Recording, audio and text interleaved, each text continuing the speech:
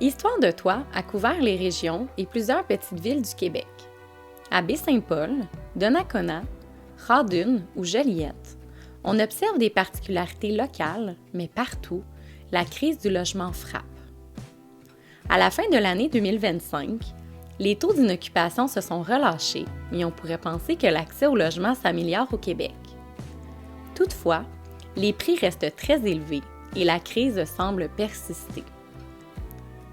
Pour ce dernier épisode d'Histoire de Toi, nous nous sommes déplacés dans les quartiers populaires de la Haute-Ville de Québec où nous avons rencontré Véronique Laflamme, la porte-parole du Front d'action populaire en réaménagement urbain, le FRAPRU, une organisation qui regroupe 145 comités locaux originaires de partout au Québec et qui milite pour l'amélioration des conditions de logement de la population à faible revenu.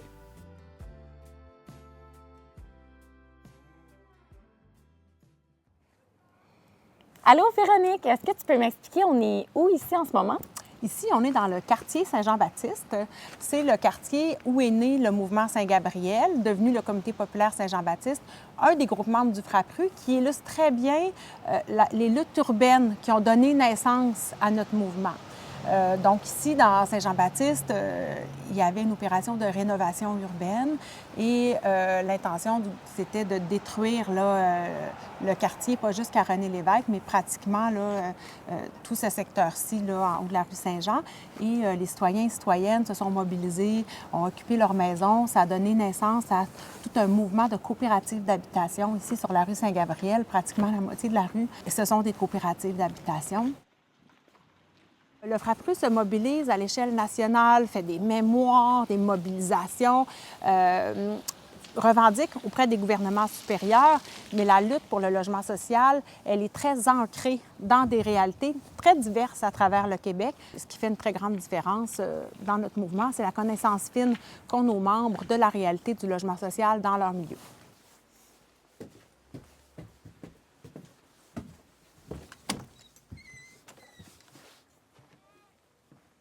Le Comité populaire Saint-Jean-Baptiste, appelé communément le COMPOP, c'est un comité de citoyens et citoyennes qui travaille à l'amélioration du quartier Saint-Jean-Baptiste, qui travaille principalement autour de deux axes, l'aménagement urbain, mais aussi le logement. Le quartier Saint-Jean-Baptiste, c'est un petit quartier à Québec très dense, tout près du Vieux-Québec, qui est fort d'une longue histoire de lutte citoyenne, de lutte urbaine, qui a connu des grandes batailles pour empêcher, entre autres, qu'une autoroute vienne raser la moitié du quartier, qui compte également dans 1 km² un très grand nombre de logements sociaux. Donc, puis encore aujourd'hui, près de 50 ans plus tard, on est actif, on travaille, on fait des gains, on fait des luttes, on travaille collectivement, les gens viennent s'impliquer ici pour que les choses avancent. Donc, c'est ça, en gros, la mission du Comité populaire Saint-Jean-Baptiste. Selon toi, est-ce que les logements qui sont inabordables sont seulement dans les grandes villes ou on retrouve ça aussi en région? Bien, malheureusement, pour les centres de 10 000 habitants et moins, on n'a pas de données de la Société canadienne d'hypothèques et de logement. Par contre, quand on regarde les données pour les centres urbains de 10 000 à 50 000 habitants, par exemple, on voit que les taux d'inoccupation sont très bas. La pression sur les prix, elle est très forte. Et quand on regarde la hausse du loyer moyen, c'est vrai autant en milieu, dans les grandes villes que dans les plus petits centres actuellement. Hors des grands centres, généralement, la proportion de locataires, elle est plus faible que dans les régions métropolitaines, comme par exemple Montréal, Québec, Gatineau, Saguenay, Sherbrooke. Donc, qui fait peut-être aussi que les enjeux de logement locatif, les enjeux touchant les locataires ont peut-être été négligés pendant longtemps politiquement. Par contre, la pénurie de logements locatifs qui a été vécue dans toutes les régions et dans toutes les municipalités dans les dernières années a été un test de réalité peut-être, a fait en sorte que des municipalités qui n'avaient jamais pensé à ça ont commencé à élaborer des politiques de logement, ont dû réfléchir à comment elles pouvaient encourager la création de logements sociaux, par exemple.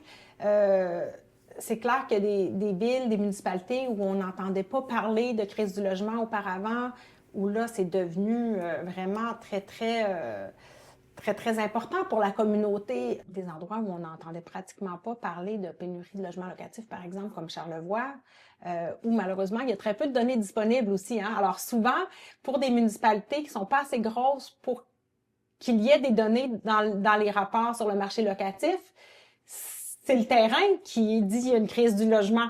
Alors, c'est sûr que le fait qu'il n'y ait pas beaucoup de données disponibles a pu contribuer à invisibiliser la réalité dans certains milieux.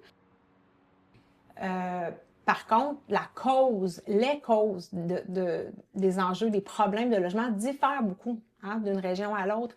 Si on regarde, par exemple, la Côte-Nord ou l'Abitibi-Témiscamingue, le fly-in, fly-out, par exemple, est un facteur. À un moment où on parlait d'Airbnb à Montréal, Québec, Gatineau, ou dans des villes touristiques, par exemple en Gaspésie ou encore dans les Laurentides, les gens en Abitibi-Témiscamingue et sur la Côte-Nord nous disaient, nous, c'est le fly-in, fly-out qui contribue à mettre de la pression sur la disponibilité de logement. Parce que dans le fond, les gens, ils ont déjà un logement ailleurs. Même si, mais l'entreprise ou les personnes vont réserver des logements pour les gens qui font du fly-in, fly-out, ça contribue à l'augmentation du prix. Parce que, dans le fond, les gens disent on peut louer plus cher, on va les louer de toute manière. Sur la Côte-Nord, il y a des petites municipalités où il y avait des maisons qui étaient traditionnellement louées à des locataires de la place qui, tranquillement, ont été accaparés, dans certains cas, par des entreprises et ou des travailleurs-travailleuses faisant du fly-in, fly-out. Donc ça, c'est des enjeux qui sont très importants, qui ont contribué à mettre une pression énorme sur l'offre de logement, sur l'augmentation des prix. Des villes où il y a eu des grosses opérations là, immobilières, par exemple, sur la Côte-Nord, il y a une entreprise qui a acheté pratiquement plus du cinquième du parc locatif de la ville de cette île et qui a contribué à la hausse rapide des loyers. Donc, dans certains cas, ça va être certains types d'opérations spéculatives ou immobilières. Dans d'autres, c'est le tourisme. Gaspésie, aux îles de la Madeleine, avant même qu'on parle d'Airbnb, au Frappru, on avait fait une tournée avec une commission populaire itinérante sur le logement en 2013, 2012-2013. En Gaspésie, aux îles de la Madeleine, les gens nous disaient c'est impossible, c'est très difficile d'avoir un bail 12 mois par année. Parce que, dans le fond, nos logements, nos maisons, les maisons qu'on loue, ben l'été, ils sont loués pour des touristes. Pour les vacanciers, en fait. Donc, il y a des réalités comme celle-là qui sont connues depuis longtemps. Le tourisme qui met une pression sur les loyers. Dans les Laurentides, puis on peut penser que c'est la même chose dans certains secteurs de la Naudière avec la pandémie qui a coïncidé avec une plus grande rareté de logements locatifs, là. Mais il y a eu vraiment une pression sur des maisons qui ont été achetées pour en faire des résidences secondaires, qui ont contribué aussi à diminuer l'offre de logement. Il y a aussi dans ces mêmes régions-là, puis je pourrais nommer d'autres régions, là, le tourisme, en fait, dans le fond, des locations sur Airbnb, ce qui fait en sorte que pour les personnes à plus petits revenus qui travaillent dans les services, c'est de plus en plus difficile de demeurer dans certaines municipalités de la Naudière. Mais ça prend une auto pour te déplacer, pour aller travailler, mais tu peux plus rester là. Alors, tout ça a un impact.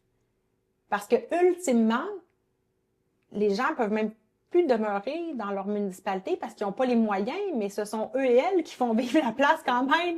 Donc, oui. En fait, c'est ces citoyens-là qui offrent les besoins essentiels de la place, mais eux-mêmes ne peuvent pas vivre dans leur milieu.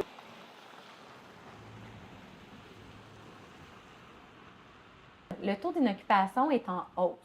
Est-ce qu'on a plutôt affaire à une crise du logement abordable ou une réelle crise du logement?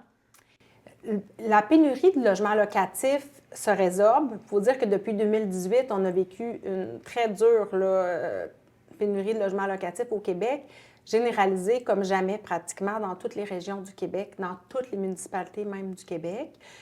Donc, le taux d'inoccupation a remonté.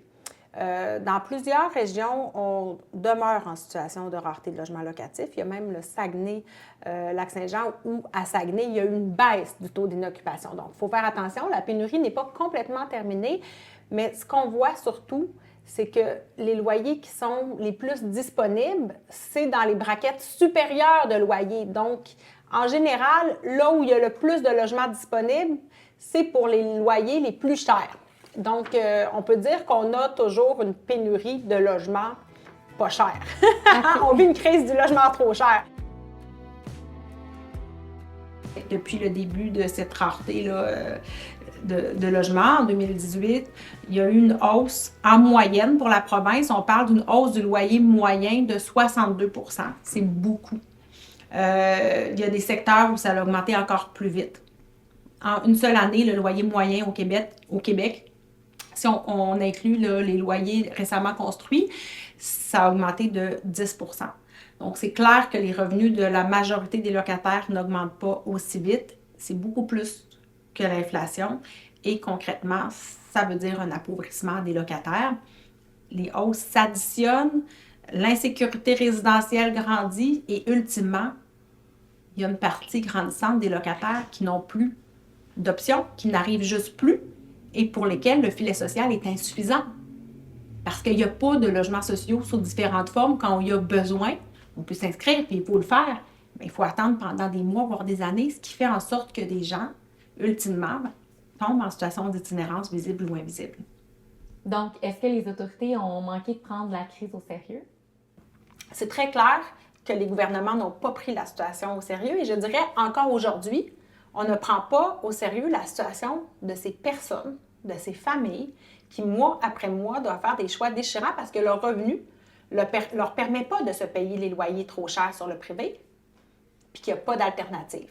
C'est le rôle du gouvernement qui s'est engagé à mettre en œuvre progressivement le droit à un logement décent, de s'assurer qu'on a davantage de logements sociaux puis qu'on a des programmes sociaux adéquats pour y arriver.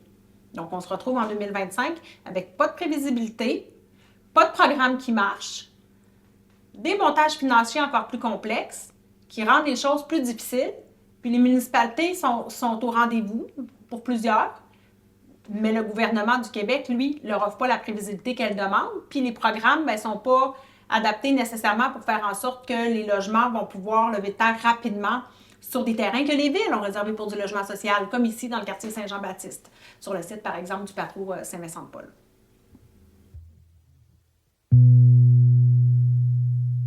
Tant que la question n'est pas devenue l'enjeu politique numéro 1, je dirais, les gouvernements qui se sont succédés ont été un peu sur le pilote automatique. Je devrais dire beaucoup sur le pilote automatique depuis 25 ans. Le gouvernement du Québec, que tout le monde appelle à l'aide, en fait, pour qu'il fasse sa job, puisqu'il revendique maintenant sa compétence, complexifie les affaires et veut financer des logements qui sont maintenant pratiquement plus chers que le loyer médian du marché. Donc là, on a un contexte où le loyer du marché augmente rapidement. Puis, à la place de s'attaquer à l'abordabilité, le gouvernement prend la situation comme si c'était juste une question d'offre, puis finance, en fait, des logements dont certains vont être plus chers que le loyer moyen du marché, puis vont donc contribuer à tirer vers le haut le prix des loyers. Comment la situation a évolué sur le terrain? Est-ce que la gentrification est encore une des causes de la crise du logement? C'est sûr que la gentrification, elle précède la crise actuelle, celle qu'on qualifie là, de crise du logement depuis 2018, qui est liée à la rareté généralisée de logements locatifs. La gentrification, on peut résumer que c'est ultimement, en fait, le remplacement d'une population par une autre. Puis c'est sûr que l'enjeu du logement joue un rôle. Si les gens n'ont pas de logement pour rester dans leur quartier, s'il n'y a pas d'alternative au logement privé, comme le logement social en nombre suffisant pour permettre aux gens d'avoir un logement qui correspond à leur capacité de payer, si on ne protège pas suffisamment les locataires contre les évictions abusives, c'est sûr qu'on contribue à faciliter la gentrification. Donc, le problème actuel avec la gentrification des quartiers, surtout dans un contexte où on le voit, les loyers augmentent de façon extrêmement importante, ça se fait quand même en parallèle avec des opérations de spéculateurs immobiliers, de développeurs immobiliers. Il y a des entreprises immobilières qui font de la gentrification une business, là, et qui contribuent directement avec le type de logement construit, avec les rénovictions, qu'on a vu beaucoup dans les dernières années, des rachats d'immeubles par des compagnies qui ont utilisé toutes sortes de stratagèmes pour faire quitter les locataires pour pouvoir louer plus cher. Il y a un moratoire actuellement, temporaire, là, sur certains types d'évictions, mais ce n'est pas terminé. Et ce que ça nous doit nous lancer comme signal, c'est qu'il faut renforcer les protections si on veut protéger ce qui reste encore de logements locatifs abordables. Le fait que le gouvernement, je devrais dire les gouvernements qui se sont succédés, aient refusé d'agir à ce niveau-là, ça a contribué à la situation actuelle, à la détérioration de l'abordabilité du logement et à la gentrification de certains quartiers. Maintenant, si on investissait davantage dans le logement social, ça permettrait de freiner la gentrification. 10 % de logements sociaux sur le parc locatif, c'est insuffisant. Compte tenu de la crise du logement, selon un rapport de l'Observatoire des inégalités, ça coûte 2 milliards de dollars au Québec en santé. Est-ce que les logements sociaux pourraient donc s'autofinancer si on voyait justement la problématique dans son ensemble? C'est clair que le financement du logement social, c'est un investissement, ce n'est pas une dépense. Il faut arrêter de voir ça comme une dépense. Les coûts sociaux et économiques de l'inabordabilité du logement sont énormes. Puis là, l'étude de l'Observatoire des inégalités évalue les coûts en santé physique et mentale, mais il y a des gens qui n'ont même pas accès aux soins parce que les services publics, on le sait, manquent d'amour. Donc, c'est clair que quand on a un bon logement qui correspond à notre capacité de payer, on est plus en santé. Puis on ne tombe pas en situation d'itinérance, en général. Donc, c'est clair qu'on ne prend pas l'enjeu dans sa globalité et c'est un problème. Le gouvernement voit ça comme un chiffre dans une colonne. Mais quand on regarde les coûts pour les individus de l'inabordabilité du logement, c'est immense. L'Observatoire québécois des inégalités a fait une autre étude sur les coûts économiques de la crise. Ce que ça nous coûte comme société quand des individus consacrent plus de la norme de leur revenu pour se loger, ça a des impacts, hein? Les gens qui doivent aller à la banque alimentaire, mois après mois, ça a des impacts pour eux, mais ça a des impacts aussi pour la société. Donc, c'est très clair que si on le voyait dans sa globalité, peut-être qu'on cesserait de mettre le pied sur le frein pour investir dans du vrai logement social. Selon les risques, la construction massive ne sera pas suffisante pour régler la crise du logement. Est-ce qu'une forme de régulation, autant des prix que du type de logement, serait réaliste? Il faut construire du logement social et s'assurer qu'on en construit suffisamment. Donc, on a des objectifs pour s'assurer que ça joue un rôle de régulation, à tout le moins pour tirer vers le bas le prix des loyers, d'une part. D'autre part, 90 % du parc locatif est privé. Même si on veut en doubler le nombre et tendre vers une plus grosse proportion qui s'approcherait d'au moins 20 % du parc locatif, n'en demeure pas moins qu'il y a la majorité des logements qui sont sur le marché privé. Si on n'agit pas pour mieux protéger les locataires sur le marché locatif privé, mieux freiner aussi l'explosion du coût des loyers, on ne s'en sortira pas. Donc, oui, il faut augmenter la part occupée par le logement social pour qu'on offre une alternative puis un logement décent à toutes ces personnes pour qui c'est déjà trop cher, pour ces familles qui ne peuvent pas se payer des grands logements, etc. Mais il faut mieux protéger le parc locatif. Et pour ça, on pourrait avoir un contrôle obligatoire des loyers. Il y a des provinces qui l'ont fait. On pourrait aussi agir au niveau de la section F du bail concernant les logements neufs. Pendant 5 ans, dans un logement neuf, ce n'est pas la méthode de fixation du TAL qui s'applique. Donc, les logements neufs déjà trop chers là, qui font gonfler le prix du loyer moyen, bien, pendant 5 ans, les locataires peuvent avoir des mauvaises surprises, là, même si maintenant le propriétaire doit indiquer quand même la hausse maximale qu'il pourrait demander, ce n'est pas suffisant. Donc, le registre public des loyers aussi, c'est quelque chose qui permettrait de faire appliquer la loi qui prévoit que, dans le fond, au changement de locataire, on doit indiquer le prix payé par les anciens locataires. Donc, tout ça fait en sorte que actuellement, il y a une hausse rapide au changement de locataire dans les logements neufs. dans les logements existants qui ne changent pas de locataire aussi. Et ça, c'est clair qu'avec la méthode de calcul de loyer qui a été revue à la hâte par France-Hélène Duranceau, là, sans grande consultation, on peut s'attendre aussi que dans le parc existant, il va y avoir des hausses plus importantes que par le passé dans les prochaines années. Donc, ça doit nous inquiéter, puis il faut que le gouvernement prenne ça au sérieux. Et il faut, de toute urgence, s'occuper de ça parce qu'on va contribuer à l'augmentation de l'itinérance. Un des boucs émissaires de la crise du logement, c'est l'immigration. Est-ce que les Québécois issus de l'immigration peuvent être tenus responsables de la crise du logement actuelle? Absolument pas. Les responsables de la crise actuelle, ce sont les gouvernements qui ont reçu tout plein de mémoires depuis plusieurs années, connaissent les données depuis plusieurs années sur les besoins urgents de logement, sur le nombre de personnes ayant des problèmes déjà d'abordabilité de logement, qui ont vu les taux d'inoccupation descendre. Ce qui est malheureux, c'est qu'on a tardivement reconnu la situation de crise dans laquelle on était plongé et vers la fin, bien, pour finalement attirer l'attention ailleurs que sur notre propre rôle, finalement, dans cette crise-là, notre propre inaction, on a pointé du doigt les immigrants. Alors que les politiques d'immigration, bien, elles sont élaborées par les gouvernements.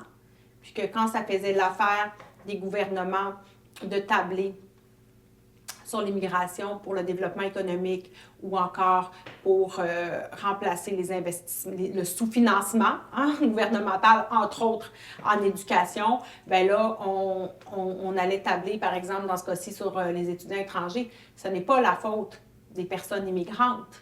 C'est les gouvernements qui sont responsables des politiques. Ce qui est déplorable, c'est vraiment qu'on cherche des boucs émissaires faciles à pointer du doigt, alors que les données nous montrent que c'est beaucoup plus complexe. C'est comme si on a voulu faire des amalgames en pointant du doigt les immigrants et immigrantes en général, sans faire dans la dentelle. Et ce qui est malheureux, c'est que certaines personnes, parmi les plus précaires, ont adopté ce discours-là en pensant que peut-être ça leur donnerait un logement, mais en fait, si le gouvernement ne prend pas ses responsabilités, bien, les personnes les plus précaires n'auront pas plus de solutions.